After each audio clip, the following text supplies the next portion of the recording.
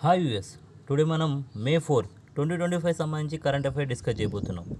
దీంట్లో ఫస్ట్ వచ్చేసి మనకి కేంద్ర విద్యుత్ మండలి అంటే సెంట్రల్ ఎలక్ట్రిసిటీ ఏజెన్సీ తాజాగా 2024-25 నివేదిక వెల్లడించింది.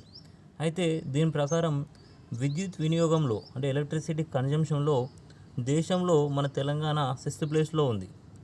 అయితే 2025 మార్చి నెలలో పవర్ కన్జంప్షన్ చూస్తే ఫస్ట్లో మహారాష్ట్ర, సెకండ్ మనకి గుజరాత్, థర్డ్ వచ్చేసి తమిళనాడు, ఫోర్త్ వచ్చేసి మనకి ఇక్కడ ఉత్తరప్రదేశ్, ఫిఫ్త్ కర్ణాటక, సిక్స్త్ తెలంగాణ ఉంది. సో ఇట్లా మనం చూసుకోవచ్చు అన్నట్టు. సో మనం బీహార్ను రాజస్థాన్ కంటే ముందే ఉన్నాం ఎలక్ట్రిసిటీ కన్జంప్షన్లో. అయితే మనకి 2024 మార్చ్తో పోలిస్తే ఈ 2025 మార్చ్ నాటికి 10.5% గ్రోత్ రేట్ ఉంది అధికంగా. అది మనం ఇక్కడ గుర్తించవచ్చు. నెక్స్ట్ చూస్తే మనకి తెలంగాణలో ఒక రోజు అత్యధిక విద్యుత్ demand, so electricity demand for ఒక రోజు వచ్చేసి 2025 మార్చ్ 20 రోజు ఆల్ టైమ్ హైయెస్ట్ 17,162 మెగావాట్లు డిమాండ్ నమోదైంది. అంటే అంత ఎలక్ట్రిసిటీ అవసరమైందన్నమాట. ఓకేనా. ఈ ఎలక్ట్రిసిటీ ఎక్కువగా కన్జంప్షన్ అవుతుందంటే దాని అర్థం ఏంటంటే అక్కడ పరిశ్రమలు పెరిగినాయని మరియు అక్కడ డెవలప్మెంట్ గ్రోత్ అనేది ఉందని అర్థం అన్నమాట. సో ఇక్కడ కూడా మనం చూడండి, ఇక్కడ మహారాష్ట్ర, గుజరాత్, తమిళనాడు ఇవి ఎక్కువగా మనకి ఇండస్ట్రియల్ ఎక్కువగా ఉన్న రాష్ట్రాలు అన్నమాట, ఇండస్ట్రీస్. ఓకే. నెక్స్ట్ వచ్చేసి మనకి ప్రజెంట్ అయితే మన ఇండియా మొత్తంలో కాంట్రాక్టెడ్ కెపాసిటీ అంటే స్థాపిత సామర్థ్యం అంటే ప్రజెంట్ ఉత్పత్తి చేసేంత వీలుంది 4,75,211.80 మెగావాట్ల విద్యుత్ని ఉత్పత్తి చేయడానికి అవకాశం ఉంది మన దేశంలో.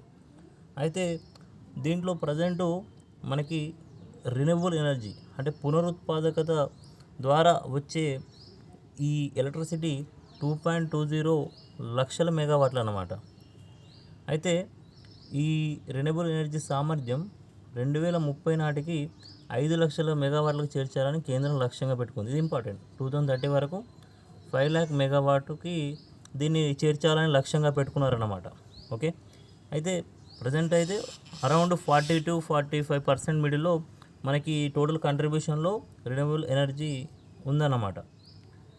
నెక్స్ట్ అదే తెలంగాణ టార్గెట్ వచ్చేసి 2030 వరకు 20,000 మెగావాట్స్ రెన్యూవబుల్ ఎనర్జీ ద్వారా ఈ స్థాపిత సామర్థ్యం కలిగి ఉండాలి. అంటే కాంట్రాక్టెడ్ కెపాసిటీ 20,000 మెగావాట్స్ కలిగి ఉండాలని తెలంగాణ లక్ష్యంగా పెట్టుకుంది.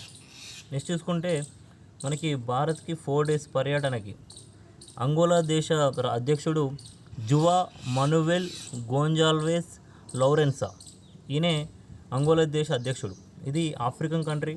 అయితే ఈ కంట్రీకి మన ఇండియా ఆ కంట్రీ సైన్యం మోడర్నైజేషన్ కోసం $20 crore ఇచ్చింది. $20 crore అంగోలా సైన్యం ఆధునీకరణకు మన ఇండియా అందించింది. అంగోలా రాజధాని ఏంటంటే లువాండా. దీని అధికార భాష వచ్చేసి పోర్చుగీస్. ఎక్కువగా పోర్చుగీస్ వాళ్ళు ఇక్కడికి వచ్చి ఇది అట్లాంటిక్ సముద్రానికి పక్కన ఉంటుంది. సో ఆఫ్రికాలో వెస్ట్ సైడ్ ఉంటుంది ఈ కంట్రీ.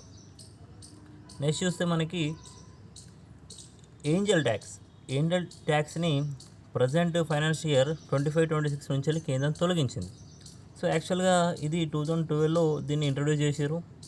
ఏంటి అంటే నమోదు కాని కంపెనీలు అంటే అన్రిజిస్టర్డ్ కంపెనీస్ ఇన్వెస్టర్స్ నుంచి సమీకరించే నిధులను లాభంగా పరిగణించి సెక్షన్ 56(2)లో 7B నిబంధన ప్రకారం ఆదాయ పన్ను విభాగం వారు వసూలు చేసేది ఈ ఏంజల్ ట్యాక్స్.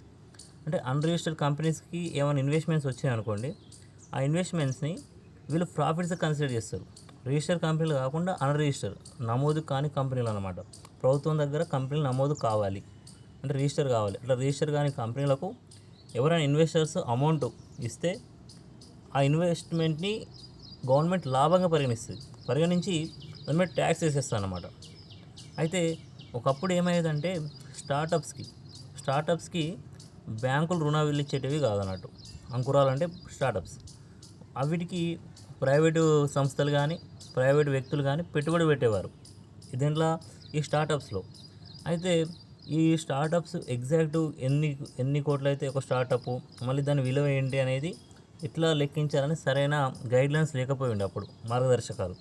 సో దానివల్ల ఏమైందంటే స్టార్టప్లో అక్రమంగా అంటే నిధుల బదిలీలు లేదా మనీ లాండరింగ్లు ఇలాంటివి జరిగేటి అప్పట్లో. సో దానికోసం కొందరు వ్యక్తులు దీన్ని వాడుకునేవాళ్ళు అనమాట స్టార్టప్స్ని. సో ఇలాంటి అక్రమాలను అరికట్టేందుకు అప్పట్లో 2012లో ఈ ఏంజల్ ట్యాక్స్ తీసుకొచ్చారు. సో దీని ప్రకారం ఏంటంటే ఈ స్టార్టప్లో ఎవరైనా ఇన్వెస్ట్మెంట్ పెట్టారు అనుకోండి, సో దాన్ని గవర్నమెంట్ ఎట్లా ట్రీట్ చేస్తుంది అంటే వన్ ఆఫ్ ద ప్రాఫిట్ లెక్క ట్రీట్ చేస్తుంది. ట్రీట్ చేసి దాని మీద ఆ ప్రాఫిట్ మీద పర్సంటేజ్గా ఇంత పర్సంటేజ్ ట్యాక్స్ అని కూడా వేసేస్తుంది. సో ఇది ఏంజల్ ట్యాక్స్ అన్నమాట. తర్వాత ఆస్ట్రేలియా ఎలక్షన్స్లో విజయం సాధించిన పిఎం ఆంథోనీ అల్బనీస్ నేతృత్వంలోని మధ్యవాద వామపక్ష లేబర్ పార్టీ. సో ఈయన అంతకుముందు కూడా ఈయననే పిఎం ఉండే. ప్రజెంట్ జరిగిన ఆస్ట్రేలియా ఎలక్షన్స్లో కూడా ఈయననే మళ్ళీ లేబర్ పార్టీ తరఫున ఈయన మళ్ళీ పిఎం కాబోతున్నారు. అయితే గత 21 సంవత్సరాల్లో సీరియల్గా 2 టైమ్స్ గెలిచిన నేతగా ఈయన ఇప్పుడు నిలిచారు, ఆంథోనీ అల్బనీస్. అయితే ఈయన 3 ఇయర్స్ పదవీ కాలంలో ఉంటారు. నెక్స్ట్ ఏ పార్టీ మీద ఈ లేబర్ పార్టీ విజయం సాధించిందంటే లిబరల్ పార్టీ పైన విజయం సాధించిందనమాట. ఓకే, నెక్స్ట్ చూసుకుంటే సింగపూర్లో మరోసారి విజయం సాధించిన ప్రధాని లారెన్స్ వాంగ్ నేతృత్వంలోని పీపుల్స్ యాక్షన్ పార్టీ అనేది సింగపూర్లో గెలిచింది. అయితే గత 66 సంవత్సరాలుగా ఈ పీపుల్ యాక్షన్ పార్టీ అధికారంలో ఉంది. ఈ పార్టీ ఎవరిపైన విజయం సాధించిందంటే వర్కర్స్ పార్టీ పైన విజయం సాధించింది. మొత్తం మనకి సింగపూర్ పార్లమెంట్లో సీట్స్ వచ్చేసి 98 ఉన్నాయి. దాంట్లో 87 మనకు పీపుల్ యాక్షన్ పార్టీ గెలిచింది. 87లో 5 ఏకగ్రీవం, ఒక 10 వచ్చేసి మనకి వర్కర్స్ పార్టీ గెలిచింది, 10 సీట్లు. అయితే సింగపూర్లో ఓటు వేయడం అనేది తప్పనిసరి, ఓటింగ్ ఖచ్చితంగా వేయాలన్నమాట. ఓకే, నెక్స్ట్ చూసుకుంటే కంటిన్యూషన్లో మే 3, 1913 తొలిసారి స్వదేశీ చిత్రం, మన దేశంలో తొలి స్వదేశీ చిత్రం వచ్చేసి రాజా హరిశ్చంద్ర ఇది రిలీజ్ అయింది. ఇప్పుడు మే 3, 1913. సో ఇది ఒక సైలెంట్ మూవీ అన్నమాట, మూకీ చిత్రం.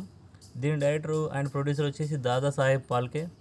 సో ఈయన పేరు మీదుగా భారత అత్యున్నత సినీ పురస్కారం దాదాసాహెబ్ ఫాల్కే అవార్డుని 1969 నుంచి వెళ్ళి భారతదేశం ఇస్తుంది. ఓకేనా, దాదాసాహెబ్ అవార్డు అన్నమాట ఇది. అయితే దీని మొదటి గ్రహీత వచ్చేసి దేవికా రాణి. ఈ అవార్డు కింద ఒక స్వర్ణకమలం 10 lakhs రూపీస్ ఇస్తారు, ఒక సిల్క్ స్క్రోల్ ఇస్తారు ఇట్లా వేసుకోవడానికి, తర్వాత ఒక షాల్వా ఇస్తారు. ఇవన్నీ ఇస్తారన్నమాట ఈ అవార్డు గెలుచుకున్న వాళ్ళకి. సో రీసెంట్ విన్నర్ వచ్చేసి 2024లో ప్రకటించారు. ఏ ఇయర్కి? 23 ఇయర్కి ప్రకటించారు. 23 ఇయర్కి సంబంధించి విన్నర్ వచ్చేసి మిథున్ చక్రవర్తి, ఈయన రీసెంట్ విన్నర్. నెక్స్ట్ చూసుకుంటే పాము విషం నుండి అత్యంత విస్తృత స్థాయిలో రక్షణ కల్పించే యాంటీవినమ్ను అమెరికా శాస్త్రవేత్తలు తయారు చేశారు. అయితే పాము నుంచి వెళ్ళి నేరుగా కానీ కాట్ల ద్వారా, అంటే నేరుగా పాము విషాన్ని లేదా పాము కాట్ల ద్వారా విషాన్ని ఎక్కించుకున్న డిమోతి ఫ్రీడ్ ఈయన నుంచి వెళ్ళి సేకరించిన యాంటీవీనమ్ని తయారు చేశారు. ఈయన నుంచి సేకరించిన రక్తంతో తయారు చేశారు అన్నమాట. ఈయన ఫస్ట్ కొంచెం అలవాటు పడ్డాడు, విషయానికి అలవాటు పడిన తర్వాత సో ఆటోమేటిక్గా ఆయన బాడీ యాంటీబాడీస్ని ఇది ఉత్పత్తి చేసిన తర్వాత ఆయన నుంచి సేకరించిన రక్తంతో సెంటివ్యాక్ అనే కంపెనీ, టీకా తయారీ కంపెనీ యాంటీవీనం తయారు చేసింది. సో అయితే ఈ విండ్రోల్ అయితే మనం ఎట్లా వాడుతున్నామంటే గొర్రెల నుంచి తీసిన యాంటీబాడీలు వాడుతున్నాం మనం. విషం విరుగుడికి గొర్రెల నుంచి తీసిన యాంటీబాడీలు వాడుతున్నాం. సో ఇవి వేరే మనకు జంతువులు కాబట్టి, సో హ్యూమన్ నుంచి వచ్చింది కాదు కాబట్టి ఈ యాంటీబాడీలు కొన్నిసార్లు మనపైన తీవ్ర ప్రభావం చూపుతున్నాయి. సో ఇక నుంచి ఈ సమస్య అనేది మనకు తీరుతుంది అన్నమాట. ఎందుకంటే డైరెక్ట్ మానవుల నుంచి తయారు చేస్తున్నారు కాబట్టి యాంటీవీనం. సో మనకి డైరెక్ట్గా పెద్ద ప్రాబ్లం ఉండదు. Thank you. నా ఎక్స్ప్లెనేషన్ నచ్చినట్టయితే లైక్ చేయగలరు, సబ్స్క్రైబ్ చేసుకోగలరు.